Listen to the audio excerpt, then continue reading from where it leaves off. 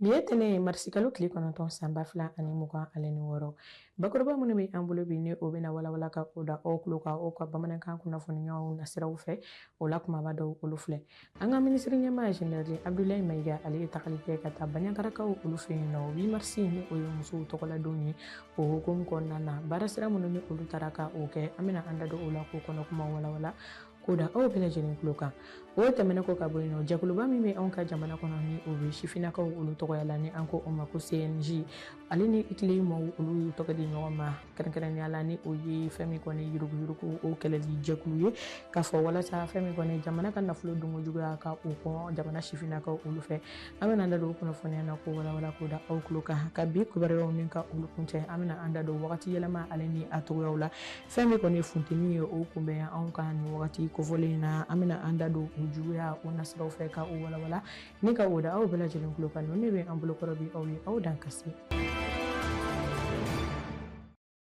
8 mars ale ye don ye min kɛrɛnkɛrɛnnen don diɲɛ muso bɛɛ lajɛlen tɔgɔya la o hukumu kɔnɔna na ka kɛ ni o ɲɛnɛmayali bunakun kan min kɛra kununko ni o tun bɛ bɛn kari ma marisi kalo tile 8 sanba fila ani mugan ale ni wɔɔrɔ anw ka jamana kɔnɔ o ɲɛnɛmayali bunakun kan anw ka minisiri ɲɛmaa jenerali Abdulayi Mayiga ale ye a senfa ka taa fɛn min kɔni Baɲakarakaw olu fɛ yen nɔ ani jɛkulu caman olu taara ɲɔgɔn fɛ k'a fɔ ko a bɛ wagati kuntagalajan bɔ ko ni ɲɔgɔnna maa fara ɲɔgɔn ka jamana mara ale nasiraw fɛ ni ka se Baɲakarakaw olu fɛ yen nɔ kɛrɛnkɛrɛnnenya la o kɛra nisɔndiya koba ye min ni dugudenw bɔra ka nisɔndiya kosɛbɛ kɛrɛnkɛrɛnnenya la ka yira k'a fɔ ko wulikajɔ belebele o taara ka o kɛ 8 mars ale nasira fɛ o don ɲɛnɛmayali la ka o kumakun ni ka o ta ka o kɛ musow ale ni musomanninw ni an ko olu ma ko lɛfi ka olu ka fɛn min kɔni hakɛ ni ka o lafasa ale ni ka wulikajɔ ta ni ka o kɛ walasa fɛn min kɔni ye siniɲɛsigi jolen ale ni siniɲɛsigi tilennen o ka se ka sɔrɔ togoya min na o hukumu kɔnɔna na ka yira k'a fɔ ko nin ɲɛnajɛ ninnu taara ka o kɛ kɛrɛnkɛrɛnnenya la u ka dolanci kɛnɛ min bɛ yen ni an ko o ma ko ɲaga tɛnbeli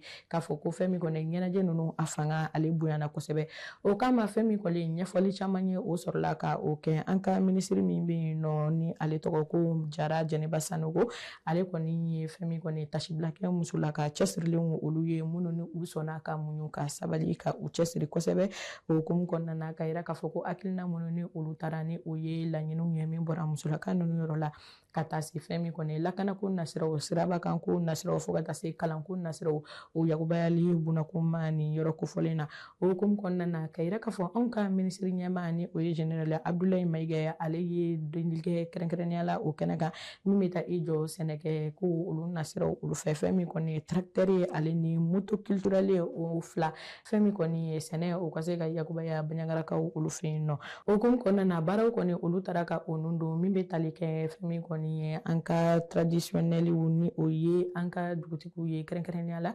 Baɲakarakaw olu fɛ yen nɔ ka yɔrɔ ta ni ka o bila sen kan walasa olu ka se ka u ka baaraw ni ka o kɛ o kɛcogoya ɲuman na an b'a fɔ ko o biriki fɔlɔ olu dara ko o b'a yira k'a fɔ ko nin bɛna kɛ fɛn min kɔni ye jamana mara ale ye seginnen ye kɛrɛnkɛrɛnnenya la badabadaya la ka taa fɛn min kɔni ye bɛn ale ni keleya o nasiraw fɛ Baɲakarakaw olu fɛ yen nɔ ka kɛ ni u ka dugutigi n'u ka dugutigi bulonw olu nasiraw ye k'a fɔ ko fɛn min kɔni basigi u ka segin ka na Baɲakarakaw olu fɛ yen nɔ o ye anw ka furancɛla fanga ɲɛmaa jenerali Asimi Goyita ale ka laɲini belebele ka kɛ ni ɲɔgɔn dɛmɛ o nasiraw fɛ Katikaw olu fɛ yen nɔ jɛkulu min bɛ yen nɔ ni an ko ma ko synergie pour le Mali debout et prospère ale ni fɛn min kɔni ye Mali espoir ye olu jara ni ka u bolo di ɲɔgɔn ma ka sun tigɛ belebele ni ka o ɲɛnɛmaya Katikaw olu fɛ yen nɔ mun baara taara ka o kɛ sibiri tɛmɛnen o la kɛrɛnkɛrɛnnenya la k'a fɔ ko o baaraw taara ka o kɛ badenya ale ni jɛlenya ani tilennenya o kɔnɔna na k'a fɔ ko fɛn min kɔni ye o hukumu kɔnɔna na ko u wulila ni ka se fɛn min kɔni ye kɛnɛyasow olu la kɛrɛnkɛrɛnnenya la ni Kati dɔgɔtɔrɔso o bɛ o la fo ka taa se polyclinique Kadafi ye o ma ale ni fɛn min kɔni ye an ka rond-point olu la Katikaw olu fɛ yen nɔ maa minnu ni olu ye u yɛrɛ ta ka o di nin baara ninnu ma ni an ko o ma ko bénévole olu kɔni ye dili kɛ sumanko ni o ye dumuni ye o ta fanfɛla fɛ ale ni dɛmɛsira o taara ka o kɛ donbolo ye banabagatɔ minnu ni olu bɛ yen nɔ ka se ka u dɛmɛ u ka furasanko olu nasiraw fɛ k'a fɔ ko o hukumu kɔnɔna na o kɛra sababu ye duwawu caman o taara ka o kɛ kɛrɛnkɛrɛnnenya la maa minnu ni o hakilina ɲuman taara ka bɔ olu la walasa bɛn ale ni kelenya ale ni lakana u ka se ka sabati anw ka jamana kɔnɔ cogoya min na mɔgɔ o mɔgɔ nana n bɛ foli di aw bɛɛ ma n ka kuma tɛna janya kosɛbɛ Donc k'a fɔ ko centre de référence de taara ka kɛra dɔgɔtɔrɔso kɔnɔ ka taa suntigɛ di mɔgɔw ma an bɛ association fo la Mali Debout ani Synergie k'aw fo ka waleɲuman dɔn k'a fɔ fana a bɔra nafolo min na Ala ka caman bila nɔ na donc Ala ka jamana in k'a kɔsegi Ala k'a kɔsegi hɛrɛ ni baden na jamana in ye Ala ka jamana in basigi.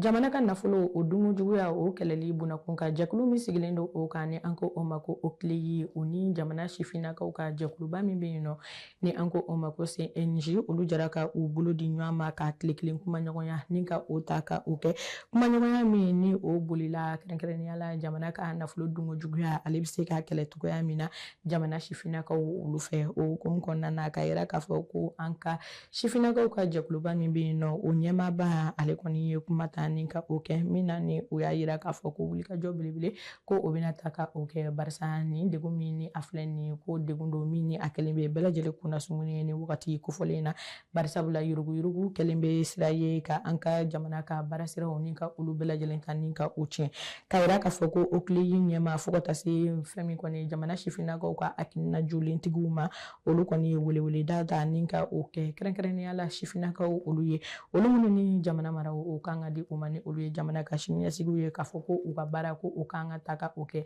danbe tilennenya ale ni jɛlenya o kan o hukumu kɔnɔna na kumakan min ni o bɔra Mori Mariku ale yɔrɔ la ni ale kɔni sifinnakaw ka jɛkulu ɲɛmaa ye min na ni a y'a yira k'a fɔ ko an bɛ wagati min na i ko bi kɔni ko CNJ ko olu na u kan di ka u ka wulikajɔ ale ni u ka kɛlɛ ka o ta ka o bɛn kɛrɛnkɛrɛnnenya la fɛn min kɔni jamana ka baaraw u ka ta ka o kɛ tilennenya ale ni fɛn min kɔni jamana ka mara o taabolo ɲuman o kan. Nous sommes dans une dynamique de prévention, prévenir l'enrichissement illicite. Et nous avons décidé aujourd'hui de travailler avec la jeunesse. La jeunesse étant l'avenir, la jeunesse étant le futur de la République,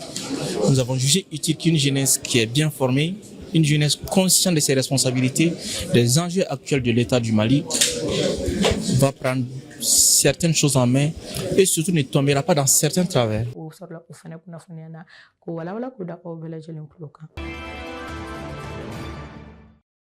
Ka gaw kɛ dugu jɛlen ye an b'a fɔ ko o baarasiraw olu taara ka o kɛ kɛrɛnkɛrɛnnenya la gawkaw olu fɛ yen nɔ k'a fɔ ko baarasiraw olu taara ka o kɛ walasa dugu ale ka se ka sanuya k'a fɔ ko fɛn min kɔni mɔbiliba minnu bɛ yen nɔ ni olu bɛ furaninw kɛ ale ni ɲamaw ni ka olu cɛ k'a yira k'a fɔ ko Gawo mairie kɔni ye wulikajɔ belebele ni ka o ta ka o kɛ ka baarasira ni ka o bila sen kan min bɛ tali kɛ fossé dingɛ labɔ olu la ni an ko o ma ko curage de caniveau ale ni fɛn min kɔni ɲamaw olu kɔni bɔnnen bɛ yɔrɔ min na ka u cɛ ka taa n'u ye yɔrɔ la walasa fɛn min kɔni ye kɛnɛya ye o ka se ka na jamana kɔnɔdenw olu fan fɛ o hukumu kɔnɔna na ka yira k'a fɔ ka kɛɲɛ ni funteniba min ni o bɛ kɛ i kunda anw kan ni wagati kofɔlen na k'a fɔ ko jɛya ko o na kɛ sababu ye ka maaw tanga bana caman o kɔni ma ni o dɔw bɛ tali kɛ kɛrɛnkɛrɛnnenya la an ka fɛn min kɔni ye mairie maaw olu ka wulikajɔ o belebele nasiraw olu fɛ cité des Askia ale kɔni kɔnɔna na o hukumu kɔnɔ ka yira k'a fɔ ko jamana ɲɛmaaw ye weleweleda kɛ maaw ye ko u ka u hakili to fasoden ɲumanya o baaraw la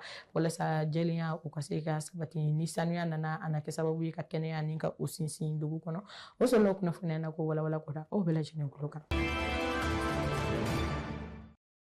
Ka bi kunnafoni olu kuncɛ an bɛna an da don wagati ale ni a tɔgɔyaw la ni an ko o ma nanzarakan na ko point météo o hukumu kɔnɔna na ka kɛ ni fɛn min kɔni ye Mali météo maaw ka laselenw ye mun na ni u y'a yira k'a fɔ ko funteniba ko o kɛn bɛ ka i kunda anw kan ni wagati kɔfɔlen in na mun daminɛra bi yɛrɛ ni tile funteni ale ni a fanga o bonyana kosɛbɛ o hukumu kɔnɔna na ka yira k'a fɔ ko an bɛ nin wagati kelen min na ko o de bɛna ta ka o bɛɛ sunkalo ale tile 10 laban o ma ni o bɛ tali kɛ sun ale ni seli ale ni alako suma o caman na alisilamɛdenw olu yɔrɔ la k'a fɔ kɛrɛnkɛrɛnnenya la ko funteni min ko o bɛna ta ka o kɛ ka o don a kɔrɔ a bɛ baara kɔni ni ka a gɛlɛya maaw ma nka o hukumu kɔnɔna na u y'a yira k'a fɔ kɛrɛnkɛrɛnnenya la dɔgɔkun nata ale kɔnɔna na Bamakɔ faaba kɔnɔna na kɛrɛnkɛrɛnnenya la o ni a nɔkan yɔrɔw bɛɛ lajɛlen k'a fɔ ko funteni fanga ale bɛna bonya kɛrɛnkɛrɛnnenya la fo ka taa se kuru 30 ale ni 30 ale ni 2 ɲɔgɔnna o bɔɲɔgɔnko la k'a yira k'a fɔ ko an ka jamana kɔrɔ yan fan fɛ ko an bɛna taa an yɛrɛ sɔrɔ funteni degere fo 45 o ɲɔgɔnna o o bɔɲɔnko la ka yira k'a fɔ ko fɛn min kɔni nin tile tan laban ye a bɛna gɛlɛya funteni ko o nasiraw fɛ k'a fɔ ko maaw bɛna sɛgɛn kosɛbɛ ala ka a tɛmɛko ɲumanw di bɛɛ lajɛlen ma ka hakilinaw ta ni ka o fɔ min bɛ se ka kɛ ladili sira ye min bɔra maa wɛrɛ la ka yira k'a fɔ ko maaw ka ji caman o min wa maaw ka u hakili to tilekɔrɔbɔli o la walasa fɛn min kɔni ye u ka kɛnɛya o ka se ka sabati cogoya min na nɛgɛ kaɲɛ 13 o wagatiw la fo ka taa se nɛgɛ kaɲɛ 17 o wagatiw olu ma bɛɛ lajɛlen ka se ka i kun don suma la o wagati kofɔlenw olu la ale ni an ka an hakili to mɔgɔkɔrɔbaw olu la minnu ni u ka farikolo kɔni jolen tɛ ni ɲɛnamini kun tagalajan ye u minɛ ka boli biribiri ka se ni u ye kɛnɛyaso olu la walasa ni caman an ka se ka o lakana o sɔrɔla kunnafoniya na ko walawala ko da aw bɛɛ lajɛlen tulo kan. Ni min da si kɛ aw ka kunnafoniyaw la bi Tamtam TV jabaranin kan an b'a fɔ kɛrɛnkɛrɛnnenya la ko sunkalo ale tile 10 laban o nun donna bi barisabula bi bɛ sunkalo ale tile 20 o ma o hukumu kɔnɔna na k'a fɔ ko sunkalo tile 10 laban ye wagati ye min ni a nafa ka bon kosɛbɛ sun ale ni seli ani ala wele o kuntagalajan o caman na k'a fɔ ko kɛrɛnkɛrɛnnenya la fɛn min kɔni Lailatul Kadiri ye ko ale yɛrɛ fɛnɛ bɛ sɔrɔ tile 10 laban ye o kɔnɔna na ka yira k'a fɔ kɛrɛnkɛrɛnnenya la ko ni maa min sera ka o su kelenba in su barikama ni ka o sɔrɔ ka o sun k'a bɛ i n'a fɔ n'i ye i ka diɲɛnatigɛ bɛɛ lajɛlen kɛ ala ko suma ale ni yafa ɲini ale ni duwawu caman o ɲini o bunakuna an bɛ duwawu kɛ a timɛko ɲuman ala k'o di ani alisilamɛdenw bɛɛ lajɛlen ma aw kan bɛn wasalam Ramadan Mubarak.